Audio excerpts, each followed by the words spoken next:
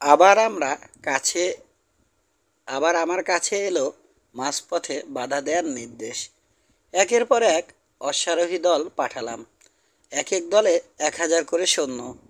অসংখ্য শত্রু সেনা হতাহত করল তারা, কিন্তু ঘুরে এসে আচমকা আক্রমণের পদ্ধতিটা জেনে যাওয়ায় আমাদেরও প্রচুর লোককে প্রাণ দিতে হলো। নিজের দলকে 3টে চতুর্ভুজ আকারে বিভক্ত করে অপেক্ষা করছিল গুড। ওর দলের উপর গিয়ে পড়ল নাস্টার পাহাড়িরা। শুরু হলো মরণপণ লড়াই। 1/3 লোক হারাতে হলো গুডকে, কিন্তু শেষ পর্যন্ত কিছুতেই সুবিধা সুবিধা করে উঠতে পারল না নাস্টার দল। ঘন্টার পর ঘন্টা যুদ্ধ চলল, কিন্তু উভয় পক্ষেই জয় পরাজয়ের কোনো সম্ভাবনা দেখা দিল না। ইতিমধ্যেই বনের ভেতর দিয়ে দুবার আক্রমণের প্রচেষ্টা সাফল্যের সাথে প্রতিহত করল গুডের দল। সবচেয়ে ক্ষতিগ্রস্ত হলো আমাদের মূল বাহিনী, কিন্তু স্যার হেনরির দীর্ঘ নেতৃত্ব শত্রুকে কিছুতেই আধিপত্য বিস্তার করতে দিল না। অবশেষে পিছু হটল সুরাইসের বাহিনী। ভাবলাম সুরাইস হয়তো মনে করছে আজকের মতো যথেষ্ট হয়েছে, কিন্তু তখনই ভুল ভাঙল আমার। ছোট ছোট দলে বিভক্ত হয়ে বিদ্যুৎ বেগে ছুটে এলো ওরা। আমাদের অগ্রগামী অশ্বারোহীরা আপ্রাণ চেষ্টা করেও ওদের ঠেকাতে পারল না। সিংহের মতো মূল বাহিনীর নেতৃত্ব দিচ্ছে সোরাইস স্বয়ং। দেখতে দেখতে গুডের 3 চতুর্ভুজ দলের একটা একেবারে নিশ্চিহ্ন হয়ে গেল। বাকি দুটো তৎক্ষণাৎ পিছিয়ে এলো প্রবল ঢেউয়ের ধাক্কা খাওয়া নৌকার মতো। প্রচণ্ড রণহুঙ্কার ছিঁড়ে গুডের আরেক দলের উপর গিয়ে পড়ল নাস্টার পাহাড়িরা। বীরের মতো লড়ে শেষ পর্যন্ত নিশ্চিহ্ন হয়ে গেল তারাও। অর্থাৎ অবশিষ্ট দলটা নিয়ে এখন মৃত্যুর দোরগোড়ায় পৌঁছে গেছে গুড। ওদিকে সুরাইসের দল যখন চূড়ান্ত জয়ের দিকে এগিয়ে চলেছে, ঠিক সেই মুহূর্তে সাহায্য করতে এগিয়ে এলো আমাদের 10,000-এর অতিরিক্ত বাহিনীটা। এদের আলাদা করে না রাখলে তখনই আমাদের ভাগ্য নির্ধারিত হয়ে যেত। হঠাৎ করে সাদা কেশরওয়ালা ঘিয়ে রঙের আরোহীহীন একটা ঘোড়া ছুটে গেল আমার পাশ দিয়ে। গুডের ঘোড়া। আর নির্দেশের অপেক্ষায় রইলাম না আমি। অবশিষ্ট 4 কি 5,000 অশ্বারোহী নিয়ে ঝাঁপিয়ে পড়লাম নাস্টার দলের উপর। হিংস্র পাহাড়িগুলোর তরবারির আঘাতে হ্যামস্টিং কেটে খোঁড়া হয়ে যেতে লাগলো আমাদের ঘোড়া। পিঠের উপর থেকে ছিটকে পড়ল আরোহী এবং টুকরো টুকরো হয়ে গেল তরবারির কোপে। মারা পড়ল আমার ঘোড়া, কিন্তু নাইলে পথার দিয়ে আরেকটা কুচকুচে কালো ঘোড়া থাকায় বেঁচে গেলাম এই যাত্রা। পাগলের মতন লড়তে লড়তে হঠাৎ নিজেকে দেখতে পেলাম গুডের অবশিষ্ট দলটার মধ্যে। ঘোড়া হারিয়ে প্রাণ বাঁচানোর তাগিদে মরিয়া হয়ে লড়ছে গুড। ওর উপরে তরবারি নিয়ে চড়াও হয়েছে ভয়ঙ্কর দর্শন এক পাহাড়ি। সেই হাত কাটা মাসাইয়ের খাটো তরবারিটা বের করে কোনো মতে শেষ করতে পারলাম শত্রুটাকে, কিন্তু মারা যাবার আগে তরবারির প্রচণ্ড আঘাত হানল সে আমার বুকের বাম পাশে। বয়ামটা আমার প্রাণ রক্ষা করলো বটে, কিন্তু পরিষ্কার বুঝতে পারলাম আঘাতটা মারাত্মক। হাঁটু গেড়ে পড়ে গেলাম। মাথাটা কেমন ঘুরে উঠল। বোধহয় মিনিট খানেকের জন্যে চেতনা হারিয়ে ফেললাম। নিজেকে আবার ফিরে পেতে দেখি পালিয়ে যাচ্ছে নাস্টার বাহিনী, আর হাসি মুখে আমার উপরে ঝুঁকে আছে গুড। প্রায় গিয়েছিলে, চেঁচিয়ে উঠল সে, কিন্তু সব ভালো যার শেষ ভালো। মাথা ঝাঁকিয়ে সায় দিলাম ওর কথায়, কিন্তু অন্তরাত্মা বলল, অন্তত আমার জন্যে শেষটা ভালো হয়নি। ডান ও বাঁ দিক থেকে আমাদের অশ্বারোহীরা এবার শেষ আঘাত হানার জন্যে ঝাঁপিয়ে পড়ল সোরাইসের মূল বাহিনীর উপর। কিছুক্ষণের মধ্যেই পিছু হটতে বাধ্য হলো ওরা, কিন্তু চতসিনের ওপারে গিয়ে আবার সংঘটিত হচ্ছে দেখে আমি এবার আমার দলকে নির্দেশ দিলাম এগোনোর জন্যে। সাথে সাথে রণহুঙ্কার ছেড়ে রওনা দিল তারা। অবশেষে আমাদের আক্রমণ করার পালা এলো। স্তূপীকৃত মৃতদেহ ও মুমূর্ষুদের মারিয়ে চতসিনের দিকে এগিয়ে চলেছি আমরা। হঠাৎ চোখে পড়ল এক অদ্ভুত দৃশ্য। জুভেন্ডি জেনারেলদের পূর্ণ সাজে সজ্জিত এক লোক ঘোড়ার পিঠে চেপে ছুটে আসছে আমাদের দিকে। দুহাতে ঘোড়ার গলা আঁকড়ে ধরে আছে সে। কাছে আসতে দেখা গেল লোকটা আর কেউ নয়, আমাদেরই হারানো আলফোন্স। আমাদের একজন ঘোড়ার লাগাম ধরে থামালো ওকে, তারপর নিয়ে এলো আমার কাছে। আহ মশিয়ে, তীব্র আতঙ্কে বিকৃত গলায় বলল সে। ঈশ্বরকে ধন্যবাদ, আপনার সাথে দেখা হলো। কি অবস্থা যে গেছে আমার। কিন্তু আপনি জিতেছেন মশিয়ে, আপনি জিতেছেন। বেটারা পালাচ্ছে, কিন্তু শুনুন মশিয়ে, কাল ভোরে হত্যা করা হবে রানী নাইলে পথাকে। মিলোসিসের প্রাসাদের উপর যখন উষার আলো পড়বে, পাহারা শেষে চলে যাবে রক্ষীরা, ঠিক সেই সময় রানীকে হত্যা করবে পুরোহিতেরা। হ্যাঁ, একটা পতাকার তলে লুকিয়ে ওদের এই ষড়যন্ত্রের কথা শুনে ফেলেছি আমি। কি? আটকে উঠলাম আমি। কি বলতে চাও তুমি? বলতে চাই মশিয়ে, ওই শয়তান নাশটা গতরাতে আলাপ করতে গিয়েছিল প্রধান পুরোহিত আঙনের সাথে। বিশাল সিঁড়িটার কাছে যে দরজা, সেটা খুলে রেখে চলে যাবে রক্ষীরা, আর ওই পথে আগুনের পুরোহিতেরা ঢুকে হত্যা করবে রানী নাইলে পোথাকে। এসো আমার সাথে। পাশের অফিসারকে দলের ভার দিয়েই চেঁচিয়ে উঠলাম আমি। তারপর সোজা ছুটলাম স্যার হেনরির উদ্দেশ্যে।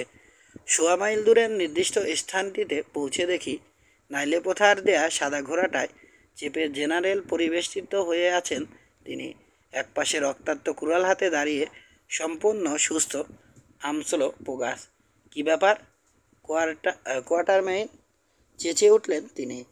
কি নয় তাই বলুন। রানীকে হত্যার ষড়যন্ত্র হচ্ছে।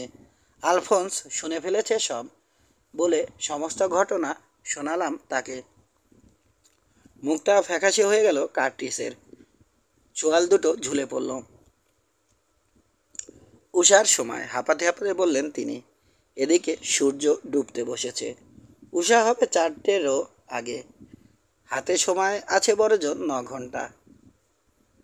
অথচ মিলোসিস থেকে আমরা 100 মাইল দূরে। কি হবে এখন? হঠাৎ একটা বুদ্ধি এলো মাথায়। বললাম, আপনার ঘোড়াটা তাজা আছে? হ্যাঁ, আগের ঘোড়াটা মারা যেতে এইমাত্র উঠেছি এটার পিঠে। ভালো করে খাওয়ানো হয়েছে এটাকে। আমারটারও তাই। এখনই নেমে আমসলো পোগাসকে উঠতে দিন। ঘোড়াও ভালোই চালাতে জানে। উষার আগেই মিলোসিসে যাব আমরা। আর যদি যেতে না পারি তাহলে কি আর করা। না না, আপনার কিছুতেই যাওয়া চলবে না। তাহলে এদিকে সর্বনাশ হয়ে যাবে। সৈন্যরা ভাববে আপনি পালাচ্ছেন। নিন, তাড়াতাড়ি নামুন। সাথে সাথে নামলেন তিনি, আর আমার নির্দেশে উঠে পড়ল আমসলো পোগাস। তাহলে বিদায়, বললাম আমি। সম্ভব হলে ঘণ্টাখানেকের মধ্যে 1000 অশ্বরোহীর একটা দল পাঠিয়ে দেবেন আমাদের পেছনে।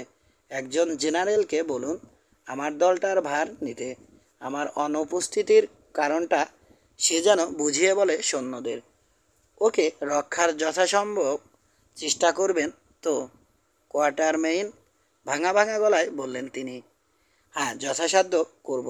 এখন যান। পিছে পড়ে গেছেন আপনি। তার দলটা ইতিমধ্যে বেশ কিছুটা এগিয়ে গেছে স্রোতস্বিনীর দিকে।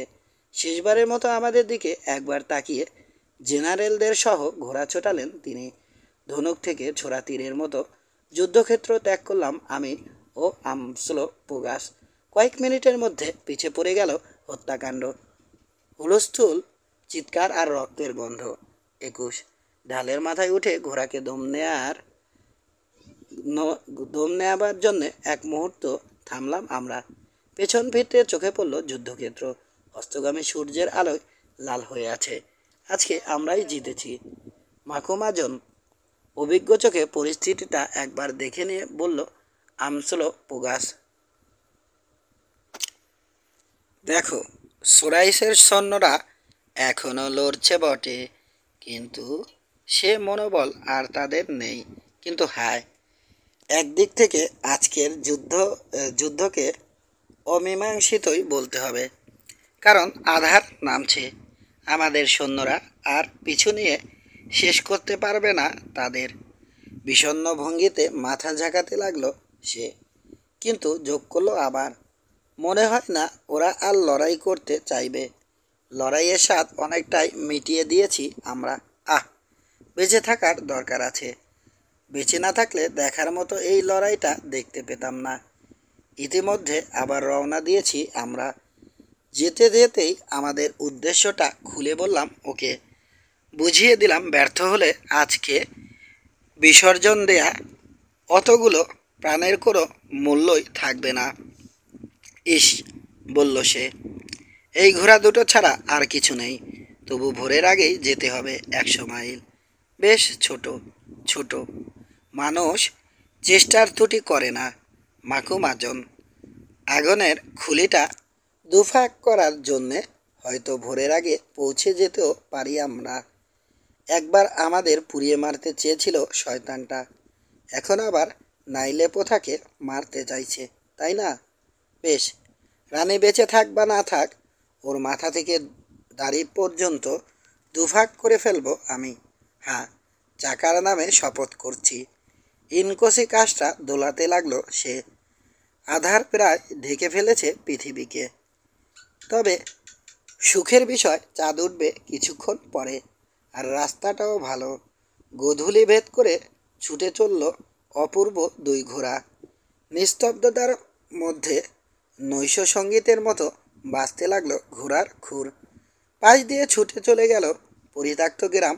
অবহেলিত কিছু অভুক্ত কুকুরের কণ্ঠে ধ্বনিত হলো বিষণ্ণ অভ্যর্থনা। পৃথিবীর বুকে ছড়িয়ে পড়েছে ছোপ ছোপ নিরুত্তাপ চাঁদের আলো। ঘোড়ার গলা জড়িয়ে ছুটে চললাম ঘন্টার পর ঘন্টা। অবশেষে এক সময় অনুভব করলাম অত চমৎকার প্রাণীও নেতিয়ে পড়েছে ধীরে ধীরে, পড়ছে ধীরে ধীরে। ঘড়ি দেখলাম, প্রায় মধ্যরাত, এবং অর্ধেকের বেশি পথ চলে এসেছি আমরা। এখানে ঢালের মাথায় ছোট একটা ঝর্ণা আছে। আমসোলোপোগাসকে বললাম, এখানে থামবো। অন্তত মিনিট 10 দম নেয়ার সুযোগ দিতেই হবে ঘোড়াগুলোকে। সাথে সাথে সাথে নেমে পড়ে আমার ঘোড়াটাকে লাগাম ধরে টেনে নিয়ে চলল সে। যেখানটায় আঘাত লেগেছিল বুকের, সেই পাশটায় বেশ ব্যথা শুরু হয়েছে। দাঁড়িয়ে দাঁড়িয়ে হাঁপাতে লাগলো দুই ঘোড়া। ঘা থেকে ঘাম গড়িয়ে পড়ছে টপ টপ করে। আমসোলোপোগাসকে রেখে ঝর্ণার কাছে গিয়ে প্রাণ ভরে পান করলাম মিষ্টি পানি। দুপুরের পর থেকে এক ঢোক ওয়াইন ছাড়া পেটে আর কিছু পড়ে নেই। আমি ফিরে এলে আমসোলোপোগাস গেল। সবশেষে কয়েক ঢোক দেয়া হলো ঘোড়া দুটোকে। অতি কষ্টে পানের কাছ থেকে সরিয়ে আনলাম ওদের। হাতে আর সামান্য কিছু সময় ছিল। সেই ফাঁকে পরীক্ষা করলাম প্রাণী দুটোকে। আমারটা খুব কাহিল হয়ে পড়েছে, তবে অনেকটা শক্তি এখনও অবশিষ্ট আছে ডিলাইটের। ঘোড়ার পিঠে উঠতে আমাকে সাহায্য করলো আমসোলোপোগাস। তারপর রেকারে পা না রেখেই এক লাফে উঠে পড়ল সে। আরও মাইল 10 এগোবার পর পাওয়া গেল 6-7 মাইল লম্বা একটা চড়াই। 3বার হাঁটু ভাঁজ হয়ে গেল আমার কালো ঘোড়াটার। তবে চড়াইটার মাথায় ওঠার পর ঢালু ঢালু বেয়ে মোটামুটি দ্রুতই ছুটতে লাগলো সে।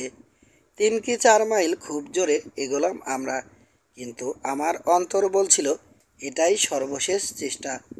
ধারণা ভুল হয়নি আমার। হঠাৎ বিদ্যুৎ বেগে ছুটতে শুরু করলো ক্লান্ত ঘোড়াটা। 300 কি 400 গজ যাবার পর 2-3 বার ভীষণভাবে কেঁপে উঠল তার শরীর।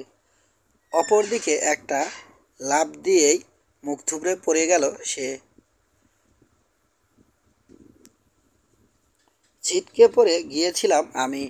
উঠে দাঁড়াতেই দেখলাম করুণ রক্তরাঙা চোখে তাকিয়ে আছে ওটা আমার দিকে। সবশেষে মৃদু একটা গোঙানির সাথে ঢলে পড়ল মাথাটা। ফুসফুস ফেটে গেছে। মৃতদেহটার পাশে এসে দাঁড়ালো আমসোলোপোগাস। আতঙ্কিত চোখে তাকালাম ওর দিকে। এখনও পাড়ি দিতে হবে 20 মাইল, কিন্তু একটা ঘোড়ায় করে সেটা কিভাবে সম্ভব? চোখে অন্ধকার দেখলাম, কিন্তু জুলোটার অসাধারণ দৌড় ক্ষমতার কথা ভুলে গিয়েছিলাম আমি। কোনো কথা না বলে জিন থেকে লাফিয়ে নামলো সে। তারপর ওখানে বসানোর জন্যে তুলে ধরলো আমাকে। কি করতে চাও তুমি? জানতে চাইলাম আমি। দৌড়াবো, জবাব এলো। প্রায় সাথে সাথে দৌড় শুরু করলো সে। আর ঘোড়া বদল করে আমি যে কি শান্তি পেলাম, সে শুধু ঘোড়ার পিঠে দীর্ঘ সময় বসে থাকার অভ্যাস যাদের আছে তারাই বুঝতে পারবে। অবাক হয়ে দেখলাম আমসলপ গাছের দৌড়। মাইলের পর মাইল ছুটে চলল সে। ঘোড়ার মতোই ঈষৎ ফাঁক হয়ে আছে মুখ, বড় বড় হয়ে গেছে নাকের ফুটো। প্রতি 5 মাইল অন্তর দম নেয়ার জন্যে কয়েক মিনিট করে থামলো ও। তারপর আবার ছুটে চললাম আমরা। আর একটু দৌড়াতে পারবে কি? তৃতীয়বার থামার পর বললাম আমি। না হয় দম নিয়ে পরে আসো তুমি, কি বলো? সামনের একটা ঝাপসা স্তূপের দিকে কুড়াল নির্দেশ করলো ও। ফুল মন্দিরের দূরত্ব আর 5 মাইলের বেশি হবে না। ওখানে হয় পৌঁছবো, নয়তো মরবো, হাঁপাতে হাঁপাতে বলল ও। আর শেষের সেই 5 মাইল। এক একটা মুহূর্ত যাচ্ছে আর অস্থির হয়ে উঠছি আমি। ক্লান্তি, অনাহার, অনিদ্রার সাথে যোগ হয়েছে বুকের ব্যথা। মনে হচ্ছে ছোট কোনো হাড় বা তীক্ষ্ণ কিছু যেন খুঁচিয়ে খুঁচিয়ে ফুটো করে ফেলছে ফুসফুস। ডে লাইটের অবস্থাও একেবারে কাহিল, কিন্তু বাতাসে ছড়িয়ে পড়েছে উষার আভাস। সুতরাং বিশ্রাম আর কোনো মতেই নয়। এখন দেরি করার চেয়ে আমাদের তিনজনেরই মরে যাওয়া ভালো। অবশেষে শহরের বাইরের বিশাল পেতলের দরজাটার কাছে পৌঁছে গেলাম আমরা। হঠাৎ নতুন একটা আতঙ্কজনক ভাবনা পেয়ে বসলো। রক্ষীরা যদি আমাদের ভেতরে ঢুকতে না দেয়? খোলো, খোলো, আদেশের স্বরে চেঁচালাম আমি। খোলো। দূত, যুদ্ধের সংবাদ নিয়ে দূত এসেছে। কি সংবাদ? গলা চড়িয়ে বলল রক্ষী। কে তোমরা? আমি লর্ড মাখু মাজন। তাড়াতাড়ি খোলো, সংবাদ আছে। খুলে গেল দরজা। গড়গড় শব্দে নেমে এলো টানা সেতুটা। ছুটলাম আমরা। কি সংবাদ? লর্ড, কি সংবাদ? জানতে চাইল রক্ষী। ইনকুবু তাড়িয়ে দিয়েছেন সোরাইসকে, বলেই আবার ছুটলাম। পরোনা ডেলাইট, পরোনা, পুরোনা ডেলাইট, পুরোনা। আমসলোপ গাছ। আর মাত্র 15 মিনিট ঠিক থাকো। জুভেন্ডিসের ইতিহাস তোমাদের অমর করে রাখবে। ফুলমন্দির পেরিয়ে এলাম আর 1 মাইল, মাত্র 1 মাইল, একটা মাইল। ঈশ্বরকে ধন্যবাদ। ওই তো প্রাসাদ, আপন মনে বললাম আমি। কিন্তু ভয়াবহ ব্যাপারটা ইতিমধ্যেই ঘটে যায়নি তো? আরেকবার চিৎকার দিয়ে উঠলাম, খোলো, খোলো। কোনো জবাব নেই। বুকটা ধক করে উঠল। আবার চিৎকার দিলাম। একটা মাত্র কণ্ঠে জবাব এলো এবার। গলাটা চিনতে পেরে অন্তর আনন্দে নেচে উঠল।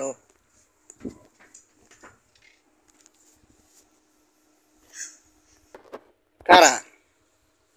নাইলে পথার ব্যক্তিগত রক্ষী। কারা নাকি? গলা চড়ালাম আমি। মাকু মাজন। সেতুটা নামিয়ে দরজা খুলে দিতে বলো রক্ষীদের, জলদি। অনন্তকাল পরে যেন নেমে এলো সেতু। কারাকে একলাই কাজটা করতে হয়েছে বলেই এত দেরি। আর রক্ষীরা কোথায়? জবাবের অপেক্ষায় কাঠ হয়ে রইলাম আমি। জানি না, বলল সে। ঘন্টা দুয়েক আগে ঘুমের মধ্যে আমার রক্ষীরা আমাকে হঠাৎ বেঁধে ফেলেছিল। এইমাত্র দাঁত দিয়ে বাঁধন কেটেছি। খুব ভয় লাগছে আমার। এরা বোধ হয় বিশ্বাসঘাতকতা করেছে। ওর একটা বাহু চেপে ধরে কাঁপতে কাঁপতে চত্বরের দিকে রওনা দিলাম। মাতালের মতো টলতে টলতে আমাদের পিছু নিল আমসলো পোগাস। কবরের মতো স্তব্ধ হয়ে আছে দরবার কক্ষ। এবার চললাম রানীর শোবার ঘরের দিকে। মূল ঘরটার পাশের প্রথম ঘরটার সামনে পৌঁছালাম। কোনো প্রহরী নেই। দ্বিতীয়টার সামনে গেলাম। একই অবস্থা। দুঃস্বপ্নের মতো নীরবতা ঝুলে আছে চারদিকে। দেরি হয়ে গেছে, অনেক দেরি হয়ে গেছে আমাদের। রানীর ঘরে প্রবেশ করলাম। মহা আতঙ্ক খামচে ধরেছে হৃৎপিণ্ড। কিন্তু ও ঈশ্বর, ওই তো না রানী। আমাদের পদশব্দে এইমাত্র জেগে গেছে নাইলে পোথা। কে? চমকে উঠল সে। মাখু মাজন। কিন্তু তুমি এসেছো কেন? নিশ্চয়ই খুব খারাপ সংবাদ। আমার আমার প্রভু মারা যায়নি তো? বিলাপ করতে করতে সাদা ধপধপে দুটো হাত মোচড়াতে লাগলো সে। ইনকুবোকে আহত অবস্থাতেই রেখে এসেছি, তবে শরীরটা আহত হয়নি তার। ভালোই যুদ্ধ চালাচ্ছেন সুরাইসের বিরুদ্ধে। ছোট বড় প্রত্যেকটা লড়াইয়ে তোমার সৈন্যরাই সফল হয়েছে, আমি জানতাম। সৌল্লাসে বলে উঠল ও। জানতাম ও জিতবেই। এখন ওসব কথা থাক, তাড়াতাড়ি গাউন পরে নাও, বললাম আমি। আর আমাদের জন্যে কিছু ওয়াইন ও খাবারের ব্যবস্থা করে খবর দাও তোমার সখীদের। যদি প্রাণ বাঁচাতে চাও এই এক মুহূর্ত দেরি করো না। সাথে সাথে দৌড়ে বাইরে বেরিয়ে গেল সে। ফিরে এসে ঝটপট স্যান্ডেল পায়ে দিয়ে একটা গাউন পরে নিল। একটু পরে ঘরে প্রবেশ করলো গোটা 12 অর্ধনগ্ন মেয়ে। চুপচাপ আমাদের পিছে পিছে এসো, বললাম আমি। অবাক চোখে তাকিয়ে একে অপরকে আঁকড়ে ধরল ওরা। পাশের প্রথম ঘরটায় গিয়ে বললাম, এবার কিছু ওয়াইন আর খাবার দাও। আমরা প্রায় শেষ হয়ে গেছি। একটা কাবার্ড থেকে ওয়াইন আর ঠান্ডা মাংস এনে দিল ওরা। ঢকঢক করে ওয়াইন খেতে লাগলাম আমি ও আমসলো পোগাস। মনে হলো দূরে সরে যাওয়া প্রাণটা যেন আবার চুপিসারে প্রবেশ করছে শরীরে। এখন আমার কথা শোনো, নাইলে পোথা। ওয়াইনের খালি পাত্রটা রেখে দিয়ে বললাম আমি। তোমার এই সখীদের মধ্যে জনা দুয়েক বুদ্ধিমতী আছে কি না? নিশ্চয় আছে, বলল সে। তাহলে তাদের বলো বিশ্বস্ত কিছু লোক ডেকে আনুক বাইরে গিয়ে। সেই লোকগুলো যেন যে কয়জন করে পারে সশস্ত্র মানুষ নিয়ে আসে। না, কোনো প্রশ্ন করো না, যা বলছি তাই করো, এবং জলদি। দুজন সখীকে ডেকে প্রয়োজনীয় নির্দেশ দিল সে। দৌড়াও এখনই, যদি জীবন বাঁচাতে চাও, বললাম আমি। কারার সাথে চলে গেল মেয়ে দুটো। আমরা এগোতে লাগলাম। যেতে যেতেই নাইলে পোথাকে খুলে বললাম সব কিছু। সে বলল শহরে একটা গুজব ছড়িয়ে পড়েছিল যে এখানকার সৈন্যরা চরমভাবে পরাজিত হয়েছে আর বিজয় উল্লাসে মিলোসিসের দিকে ধেয়ে আসছে সুরাইসের বাহিনী। চত্বরে পৌঁছাতেই ভীষণ যন্ত্রণা শুরু হলো বুকে। বাধ্য হয়ে নাইলে পোথার একটা বাহু আঁকড়ে ধরে হাঁটতে লাগলাম। খেতে খেতে পেছনে আসতে লাগলো আমসলো পোগাস। একটু পরেই প্রাসাদের দেয়ালের গায়ের ছোট্ট দরজাটার কাছে পৌঁছালাম আমরা, যেটা পার হলেই সেই প্রকাণ্ড সিঁড়ি। কিন্তু যা দেখলাম তাতে নিজের চোখকে অবিশ্বাস করার ইচ্ছে হলো। দরজাটা নেই, এমনকি তার উপরের ব্রোঞ্জের দরজাটা পর্যন্ত নেই। কবজা থেকে খুলে নিয়ে ওগুলোকে ফেলে দেওয়া হয়েছে 200 ফুট নিচে। 22। পরস্পর মুখ চাওয়াচাওয়ি করলাম আমরা। দেখেছো, বললাম আমি, দরজা খুলে নিয়ে গেছে ওরা। এখন এই ফাঁকা জায়গাটা ভরা যায় এমন কিছু আছে কি? বলো তাড়াতাড়ি। আলো ফোটার সাথে সাথে কিন্তু এসে হাজির হবে শয়তানের দল। আছে, বলল নাইলে পোথা। চত্বরটার ওপাশে মার্বেল পাথরের বড় বড় খণ্ড আছে। মজুরিরা এনে রেখেছে নতুন একটা মূর্তি গড়া হবে ইনকুবুর। ওগুলো দিয়ে ফাঁকা জায়গাটা ভরা যাবে। এক মুহূর্ত দেরি না করে চলে গেলাম চত্বরের অপর পাশে। থাকে থাকে সাজানো রয়েছে মার্বেল পাথর।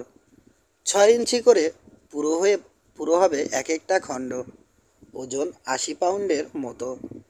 ওগুলো বয়ে নিয়ে যাবার জন্যে স্ট্রেচারের মতো এক ধরনের যন্ত্র ব্যবহার করেছে মজুরেরা। ওই স্ট্রেচারগুলোতে করে পাথর বয়ে নিয়ে যাবার ভার দেওয়া হলো 4 জন মেয়ের উপর।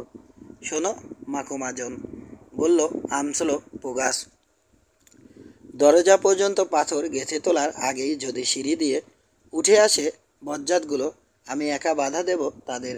হ্যাঁ মাকুমাজন, তুমি আর না করো না, সিঁড়িটা পাহারা দেব আমি।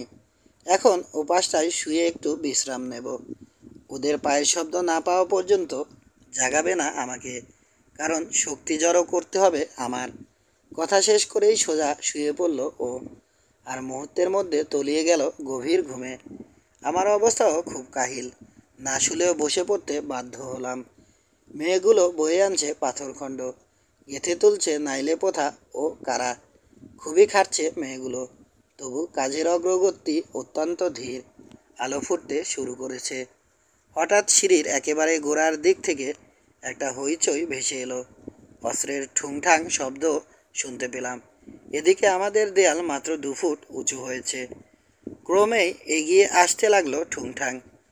উষার ভুতুরে ধূসর আলোর ভেতর দিয়ে সিঁড়ি বেয়ে উঠে আসছে 50 লোক। মাঝামাঝি অর্থাৎ ঝুলন্ত খিলানটার পাশে এসে থামল ওরা। অনুভব করতে পেরেছে যে উপরে কিছু একটা হচ্ছে।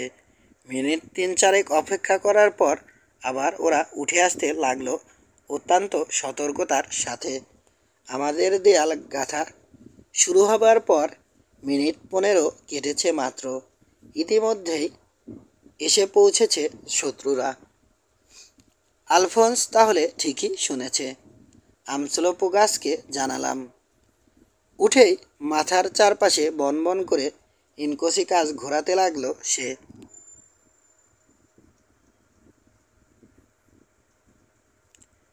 আমসোলোপোগাসকে জাগালাম। উঠেই মাথার চারপাশে বনবন করে ইনকোসি কাজ ঘোরাতে লাগলো সে। বাহ, বলল সে, আবার যেন যুবক হয়ে গেছি। সম্পূর্ণ শক্তি ফিরে এসেছে আমার। নিবে যাবার আগে যেমন দপ করে জ্বলে ওঠে বাতি। ভয় পেও না, ভালোই লড়ব। খুব উপকার দিয়েছে ওয়াইন আর ঘুমটা। মাকুমাজন, একটা স্বপ্ন দেখলাম। তুমি আর আমি একটা তারার উপর দাঁড়িয়ে তাকিয়ে আছি নিচের পৃথিবীর দিকে। ভূতের মতো দেখাচ্ছিল তোমাকে। মাকুমাজন, চারপাশ ঘিরে নাচছে আগুনের শিখা। বুড়ো শিকারী, সময় বুঝি ফুরিয়ে এসেছে আমাদের। তবে তাই হোক, পৃথিবীতে অনেক সময়ই তো কাটালাম আমরা, কিন্তু তার আগে আজকের লড়াইটাও হবে গতকালের মতো।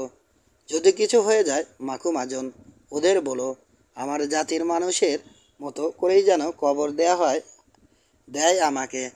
আর চোখ দুটো যেন থাকে জুলুল্যান্ডের দিকে। আমার হাত দুটো ঝাঁকিয়ে শত্রুদের মুখোমুখি হলো ও। হঠাৎ আমাকে অবাক করে দিয়ে কারা এসে দাঁড়ালো আমসোলোপোগাসের পাশে। কোষ থেকে তরোয়ালটা বেরিয়ে এসেছে ওর হাতে। সত্যি আমার পাশে থাকবে তুমি? অট্টহাসি দিয়ে উঠল বুড়ো যোদ্ধা। এসো এসো, সাহসীরাই মরে মানুষের মতো। এখন আমরা একদম তৈরি। শত্রুদের মাঝে নাশটা ও আগানকে চোখে পড়ল আমার। হঠাৎ বিরাট একটা বর্ষা হাতে সাথীদের পেছনে ফেলে আমসোলোপোগাসের দিকে ছুটে এলো বিশালদেহী এক লোক। পা স্থির রেখে শরীরটা একপাশে সরিয়ে নিল সে। লক্ষ্যভ্রষ্ট হলো বর্ষা। পর মুহূর্তে চোখের পলকে শিরনাস্ত্র চুল খুলি ভেদ করে নেমে এলো ইনকোসিকাস। সিঁড়ি দিয়ে গড়াতে গড়াতে এলো মৃতদেহটা। অবশ্য তার আগেই লোকটার জলহস্তির চামড়ার ঢালটা নিয়ে নিল আমসোলোপোগাস। প্রায় তখনই আরেকজন শত্রু মারা পড়ল কারার হাতে। এবার 1 2 3 করে ছুটল শত্রুরা। ঝলছে উঠল দরওয়াল। নেমে এলো ইনকোসিকাস। সিঁড়ি দিয়ে গড়িয়ে পড়ল মৃত বা মুমূর্ষ। পিলে চমকানো রণহুঙ্কার ছেড়ে কুড়াল চালাতে লাগলো আমসোলোপোগাস। এক একটা কোপ ছুটি দিয়ে দিল এক একটা জীবনকে। এই লড়াইয়ে গজাল দিয়ে ঠোকরানো একেবারেই বাদ দিয়েছে সে। অত সময় আর নেই এবার। তরোয়ালের কোপ মারল শত্রুরা, খোঁচা দিল বর্ষা দিয়ে। অন্তত গোটা 12 ক্ষত সৃষ্টি হলো জুলুর শরীরে, কিন্তু তার মাথা রক্ষা করলো ঢালটা। বন রক্ষা করলো শরীরের মারাত্মক জায়গাগুলো। সাহসী ভেন্ডিটাকে সাথে নিয়ে মিনিটের পর মিনিট সিঁড়ি আগলে রইল সে। অবশেষে ভেঙে গেল কারার তরোয়ালটা। এক শত্রুর সাথে জড়াজড়ি করতে করতে দুজনেই নেমে এলো সিঁড়ি বেয়ে, এবং তৎক্ষণাৎ অনবরত তলোয়ারের কোপে টুকরো টুকরো হয়ে গেল তার শরীর। একজন বীর লড়তে লড়তে প্রাণত্যাগ করল খাঁটি বীরের মতো, কিন্তু এক চুলও হটল না আমচলো পোগাস। কোপের পর কোপ চালিয়ে গেল সে। রক্তে পিছল হয়ে উঠল সিঁড়ি। কিছুটা পিছু হটে এমন দৃষ্টিতে তাকিয়ে রইল শত্রুরা, যেন সে এ পৃথিবীর কোনো রক্তমাংসের মানুষ নয়। 4.5 ফুট উঁচু হয়েছে দেয়াল। মনের কোণে উকি দিচ্ছে আশার আলো। কিন্তু আমচলোপোগাসকে সাহায্য করতে না পারায় দাঁত কিরমির করছি আমি। সাহায্য করার উপায়ও নেই। রিভলভারটা হারিয়ে গেছে যুদ্ধক্ষেত্রে। শেষমেশ রাগে অন্ধ হয়ে বিরাট একটা বর্ষা হাতে ছুটে এলো আগুন। এসো এসো, চিনতে পেরেই চেঁচিয়ে উঠল জুলু। এতক্ষণ ধরে তোমার জন্যই অপেক্ষা করছি আমি। বর্ষা চালালো আগুন। আঘাতটা এতই ভয়ঙ্কর যে ঢালটা এফোর ওফোর হয়ে যাবার পরেও খোঁচা লাগলো ঘাড়ে। সাথে সাথে ঢালটা ফেলে দিল সে। আর আটকে যাওয়া বর্ষাটা টেনে বের করার আগেই আগুনের খুলি ভেদ করে নেমে এলো ইনকোসিকাস। সিঁড়ি দিয়ে মৃতদেহটা গিয়ে পড়ল সাথীদের মৃতদেহের মাঝে। ষড়যন্ত্রের ঋণ মিটিয়ে দিল পুরোহিত। ঠিক এই সময়ে শোরগোল উঠল সিঁড়ির গোড়ায়। রানীকে উদ্ধার করতে পৌঁছে গেছে জনসাধারণ। দুরদার করে সিঁড়ি বেয়ে উঠতে লাগলো তারা। ষড়যন্ত্রকারীরা পলায়নমান পুরোহিতের দল কচুকাটা হয়ে গেল তাদের হাতে। অবশিষ্ট রইল একজন, ষড়যন্ত্রের হোতা নাসটা। মুহূর্তের জন্য হতাশ ভঙ্গিতে তরোয়ালে ভর দিয়ে রইল সে। তারপরই জুলুর দিকে ছুটে এলো ভয়ঙ্কর এক চিৎকার ছেড়ে। তার তরোয়ালের ভয়াবহ গুঁতো বম ভেদ করে আঘাত হানল পাঁজরে। এক পলকের জন্যে জমে গেল আমচলোপোগাস। হাত থেকে পড়ে গেল কুড়ালটা। আবার তরোয়াল উঁচিয়ে ব্যাপারটার ইতি টেনে দেওয়ার জন্যে ঝাঁপিয়ে পড়ল নাসটা। কিন্তু তার শত্রুকে চিনতে পারেনি সে। আহত সিংহের মতো নাসটার গলা লক্ষ্য করে লাফ দিল আমচলোপোগাস। শুরু হলো প্রচণ্ড হাতাহাতি। ষাঁড়ের শক্তি নাসটার গায়ে, কিন্তু এবার তাকে লড়তে হচ্ছে জুলুল্যান্ডের সবচেয়ে শক্তিশালী লোকের সাথে। মিনিট খানেকের মধ্যে ভীষণ এক হুঙ্কার ছেড়ে নাসটাকে মাথার উপর তুলে নিল আমচলোপোগাস। ছুঁড়ে দিল সিঁড়ির প্যারাপিটের উপর দিয়ে। 200 ফুট নিচে রওনা হয়ে গেল দেহটা, যেখানে অভ্যর্থনা জানাতে মাথা উঁচিয়ে আছে অসংখ্য পাথর। গগনবিদারী চিৎকার উঠল জনতার কণ্ঠে। তিল তিল করে সাজানো মার্বেলের খণ্ডগুলো নামিয়ে ফেলল তারা।